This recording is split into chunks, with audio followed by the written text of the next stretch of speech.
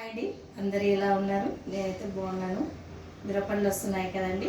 ఈ సీజన్లో మిరపళ్ళు చాలా వస్తాయి. చాలా రకాలు కూడా మిరపళ్ళతో పచ్చడి చేసేస్తుంటారు. నేనైతే ఈరోజు మిరపళ్ళు గోంగూరతో పచ్చడి చేస్తున్నాను అండి. చాలా అంటే చాలా బాగుంటుంది. ఇది ఎలా చేయాలనేది మనము ప్రాసెస్లోకి వెళ్ళిపోదాము. ముందుగా కావాల్సిన ఇంగ్రీడియంట్స్ అని చెప్పేస్తాను.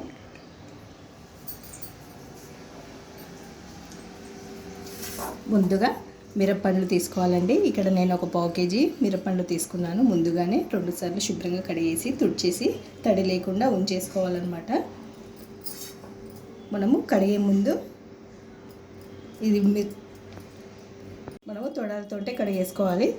కడిగిన తర్వాతనే మనం తొడాలు తీసేసుకోవాలి. ఇవి వాటర్ లేకుండా తడి లేకుండా పక్కకు పెట్టేసుకుందాము. నేను మొత్తం శుభ్రంగా కడిగేసి పక్కకు పెట్టేసుకున్నాను. ఇందులోకి ఒక 2 గడ్డల ఎల్లిపాయలు పొలిచి పెట్టుకోవాలి. పొట్ట తీసేసుకొని శుభ్రంగా ఉంచుకోవాలి. అలాగే మెంతి పొడి అండి, వేయించి పొడి చేసుకున్న మెంతి పొడి. అలాగే పసుపు, 1 టీ స్పూన్ పసుపు సరిపోతుంది. ఇందులోకి చింతపండు, ఒక 50 గ్రాముల వరకు చింతపండు తీసుకోవాలి. కల్లుప్పు అండి, ఇక్కడ కల్లుప్పు 75 గ్రాముల వరకు కల్లుప్పు తీసుకోవాలి. ఇది గోంగూర అండి, ఇది నేను తెల్ల గోంగూర తీసుకున్నాను. ఇది ముందు రోజు రాత్రే కడిగేసి ఒక గుడ్డలో ఆరబెట్టేసి ఉంచేసుకోవాలి. తడి లేకుండా చూసుకోవాలి. గోంగూర కూడా ఇలా పొడి పొడిగా అయ్యే విధంగా చూసుకోవాలి. ఇప్పుడు మనం పండు మిరపకాయలు కట్ చేసి పక్కకు పెట్టుకుందాము. ఇలా చిన్న చిన్నగా కట్ చేసి పక్కకు పెట్టేసుకోండి. మంచిగా లావుగా ఉన్న మిరపకాయలు తీసుకుంటే మనకు టేస్ట్ అనేది బాగుంటుంది. ఈ పచ్చడి మనకు 1 ఇయర్ వరకు నిల్వ ఉంటుందండి. నేను చెప్పిన కొలతలతో ప్రకారం చేసుకుంటే.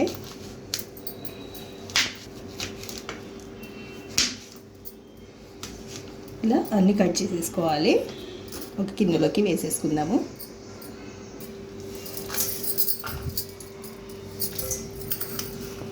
ఇప్పుడు స్టవ్ వెలిగించుకొని కడాయి పెట్టుకోవాలి. ఇప్పుడు కడాయి వేడెక్కిన తర్వాత ఇందులోకి గోంగూరను వేసేసుకోవాలి. నేను ఇక్కడ గోంగూర 400 గ్రాముల వరకు తీసుకున్నానండి. నేను తెల్ల గోంగూర తీసుకున్నాను. మీరు ఎర్రదైనా తీసుకోవచ్చు, తెల్లదైనా తీసుకోవచ్చు. ఇదంతా ఆకంతా మగ్గిపోవాలి.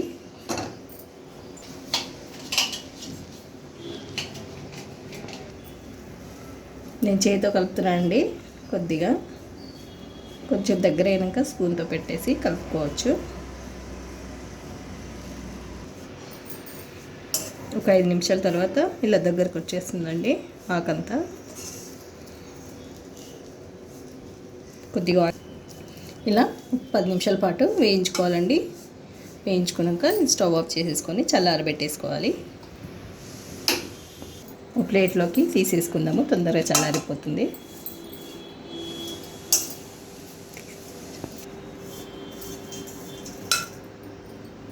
ఇప్పుడు పక్కకు పెట్టేసుకుందాము. గోంగూర చల్లారేలోపు మనము మిరపండ్లను మిక్సీ పట్టుకుందామండి. 1/4 కేజీ మిరపకాయలను తీసేసుకుందాము. ఇందులోకి ఉప్పు కూడా వేసేసుకుందాము. అలాగే చింతపండు, ఇవన్నీ వేసుకొని మిక్సీ పట్టుకుందాము. వెల్లుల్లి కూడా వేసేసుకోవాలి. వెల్లుల్లి రెమ్మలు పొట్టు తీసేసుకోండి. అలాగే ఇందులోకి ఒక 1/4 టీ స్పూన్ పసుపు, ఒక 1/4 టీ స్పూన్ మెంతుల పొడి అండి, వేయించి పొడి చేసుకున్న మెంతుల పొడి. ఇప్పుడు మిక్సీ పట్టుకోవాలి. ఇలా కచ్చా పచ్చగా మిక్సీ పట్టేసుకోవాలి. ఇప్పుడు ఇందులోకి చల్లారిపోయిందండి గోంగూర, కొద్దిగా వేసుకొని మిక్సీ పట్టుకోవాలి. ఇప్పుడు ఒకసారి మిక్సీ పడదాం దీన్ని. ఇలా కొద్దిగా నలిగిన తర్వాత మిగతాది కూడా వేసేసుకొని మిక్సీ పట్టేసుకోవాలి.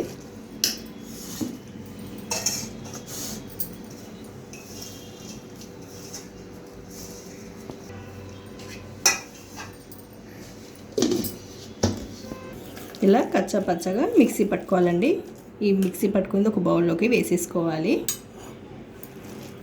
మీరు మళ్ళీ తాలింపు పెట్టుకోవాలనుకున్నప్పుడు మరొకసారి కొంచెం తీసుకొని మిక్సీ పట్టుకొని మెత్తగా మిక్సీ పట్టేసుకొని తాలింపు పెట్టేసుకోవాలి. ఇలానే ఉంచుకోవాలండి. కచ్చా పచ్చగా దంచుకొని మనం ఉంచుకోవాలి. నేను ఇప్పుడు తాలింపు పెట్టడానికి కొంచెం ఉంచేసి ఇది మెత్తగా పేస్ట్ చేస్తున్నాను. దీన్ని ఇలా ఒక బాక్స్లోకి సీసం గాజులో కానీ గ్లాస్లో కానీ ఒక బౌల్లో కానీ పెట్టేసుకోండి. ఒక మాగిన తర్వాత ఇంకా బాగుంటుందండి. ఈ రోజు కంటే ఇది పక్కకు పెట్టేసుకుందాము. ఇవాళ కోసం నేను కొంచెం మిక్సీ మెత్తగా పట్టేస్తున్నానండి. ఇది తాలింపు పెట్టేసుకుంటాను. ఇలా మెత్తగా చేసేసుకోవాలండి. ఇప్పుడు తాలింపు పెట్టేసుకుందాము. ఒక గరిట ఆయిల్ వేసుకోండి. తాలింపు పెట్టేసుకుందాము. కొద్దిగా ఆయిల్ వేడెక్కిన తర్వాత ఇందులోకి కొద్దిగా ఆవాలు, అలాగే జీలకర్ర, కొద్దిగా మినపప్పు, ఒక ఎండుమిరపకాయ చిన్నగా తుంపుకొని వేసుకోండి. ఇందులోకి కొద్దిగా ఇంగువ వేసుకుంటేనే బాగుంటుందండి. ఇంగువ స్టవ్ ఆఫ్ చేసేసుకున్నాక ఇందులోకి పచ్చడి ఇందులో వేసేసుకోవాలి. రెడీ అయిపోయిందండి గోంగూర మిరపండ్ల పచ్చడి. చాలా అంటే చాలా బాగుంటుందండి. నా ఫేవరెట్ అండి ఈ పచ్చడి. మీరు కూడా నేను చేసిన విధంగా ట్రై చేసి చూడండి. కామెంట్ బాక్స్లో కామెంట్ పెట్టండి మీకు కూడా ఎలా కుదిరింది అనేది. నేను చిన్న జాడీలో పెట్టేసుకుంటున్నాను.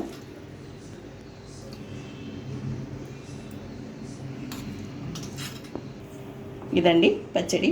వేడి అన్నంలోకి చాలా బాగుంటుంది. మీరు కూడా ట్రై చేసి చెప్పండి. ఇదండి ఇవాళ మిరపండ్ల గోంగూర పచ్చడి.